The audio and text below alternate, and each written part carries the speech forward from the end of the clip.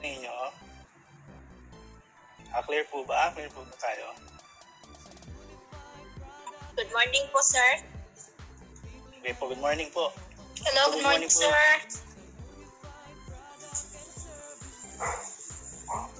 Okay, good morning po sa inyong lahat. So maraming salamat po sa napakalupit na introduction mo, Ma'am Mitch.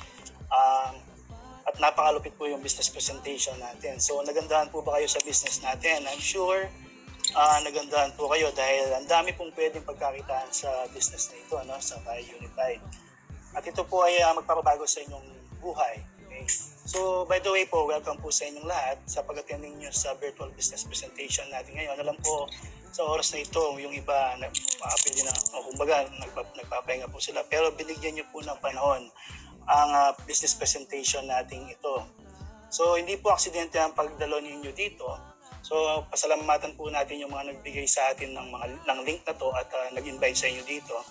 So at ito po ay hindi aksidente, sabi ko nga po, meron pong purpose ito. And pasalamatan din po natin ng Panginoon dahil siya po ang dahilan bakit kayo nandito ngayon. Para masaksihan niyo po ang kagandahan ng business na ito. No?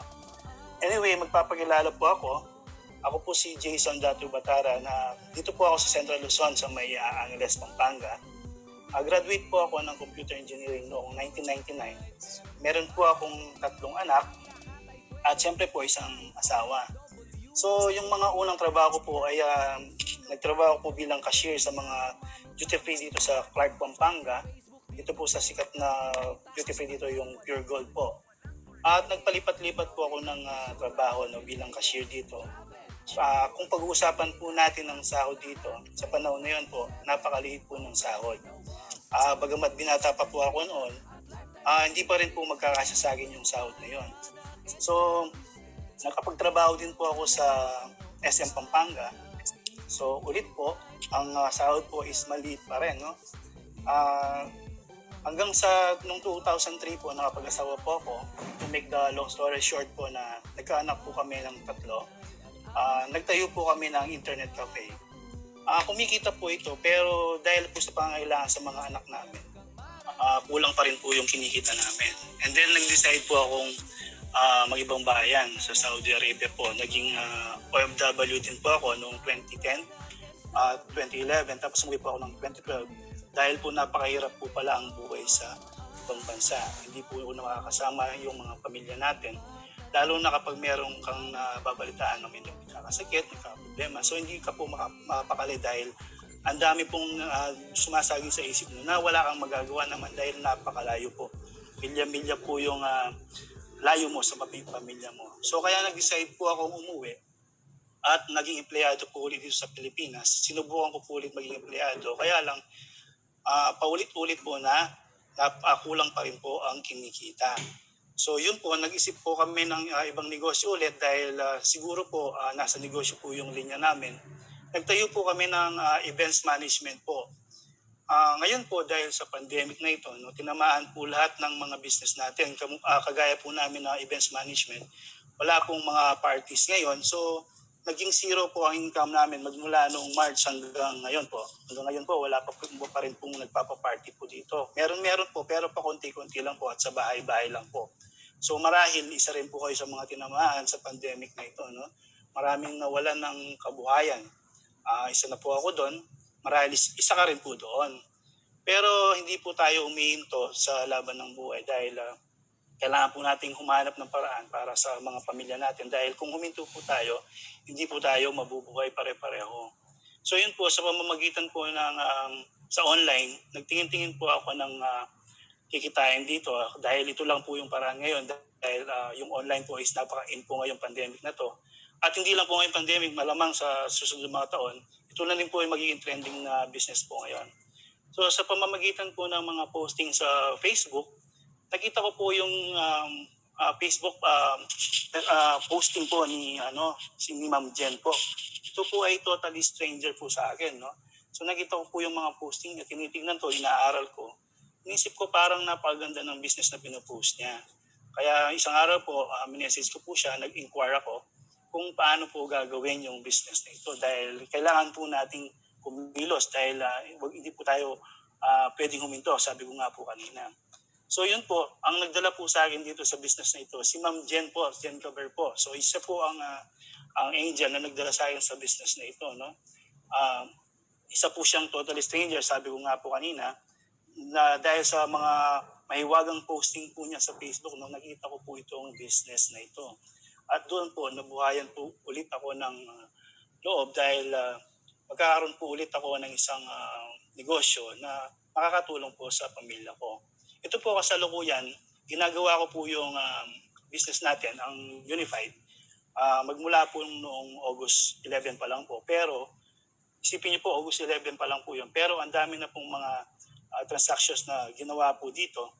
Nag-enjoy po ako sa e-loading, sa remittance, sa mga ticketing, no, sa mga insurance, no. Yung insurance, napakaganda po niyan dahil kailangan po natin yan, no. Paano ko po pala na-umpisahan itong si Unified? So, ginawan ko po ito ng paraan. Una po, ang nanay ko po kasi merong maliit na tindahan. Siya po yung unang in-approach ko na sabi ko sa kanya, dagdagan niya po ng income yung kanyang tindahan at gawin niya po na po yung nanay ko. Sabi niya sa akin, ikaw na lang muna yung gumawa niyan at ipapahiramin na lang kita ng pang-start mo dyan. So pinahiram niya po ako ng 15,000. Yun po. So ibig sabihin, meron na po akong pang-start po dito sa business natin na Unified. So napaka-supportive po ng nanay ko at saka po ng asawa ko. Ganun po, sinusuportahan po nila ako sa business natin ito. So, dahil po sa support ng nanay ko, kahit na po wala po akong mga napatunayan sa kanya magmula nung nagtrabaho ko nung pagkatapos ng graduation ko. Siyempre siya po yung nagpaaral sa akin. So, sinusuportahan pa rin ako. Ngayon po, ginawa ko po itong Unified nito para patunayan na meron po akong ibabalik sa kanila. Sabi nga po nila is payback time. Hindi lang po sa mga magulang namin at sa pamilya po namin. No? Ito mo mga anak ko, sila po ang dahilan bakit ko po ginagawa ito ngayon. Meron na po kaming dating negosyo. Ngayon nakita ko po itong si Unified. Nagandahan ako. Ngayon, gagawin po namin, nagpa-plan po kami na gawin itong ICAS Pay Center. Kasi nagandahan po ako dun sa business na ito. So ang dami pong pwedeng bigay na kita sa atin. So i-upgrade po namin siya ng ICAS Pay Center para mas lalo pa pong lumaki yung kita dito. At uumpisan ko po ito dito sa Angeles, Pampanga dahil wala pa pong ganito dito sa atin. Wala pa pong ICAS Pay Center dito sa atin. So nagpapasalamat din po ako sa mga taong tumulong sa akin dito sa business natin, sa aking ka-team, kay Ma'am Jen at kay Ma'am Ana, at sa ating presidente po na patuloy pong pinapaganda ang Unified.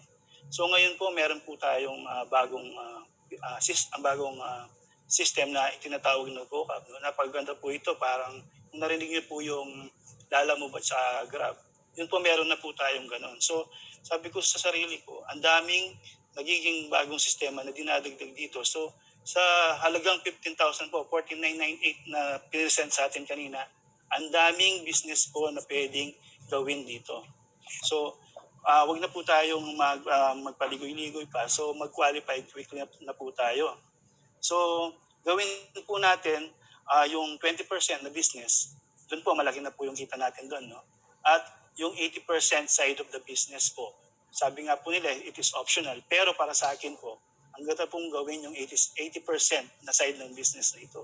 Dahil dito po natin makukuha lahat ng mga pangarap natin. Basta gawin lang po natin ito sa puso. Isa puso po natin yung paggagawa nito. At magtiwala lang po tayo sa presidente natin na gagawin niya ang lahat para matulungan niya tayo na umasenso sa buhay natin. Anyway, meron pa po tayong mga kasunod na tinatawag na speaker ngayon. Okay. Ang susunod na po nating speaker, siya po ang tutulong sa atin kung paano maumpisa ng negosyong ito. So bibigyan po na tayo ng mga tips para maumpisa agad ang negosyo. Isa po siyang humble na tao at napakasipag. Isa po yung binabanggit ko kanina na angel ko na nagdala sa akin dito sa negosyong ito. No?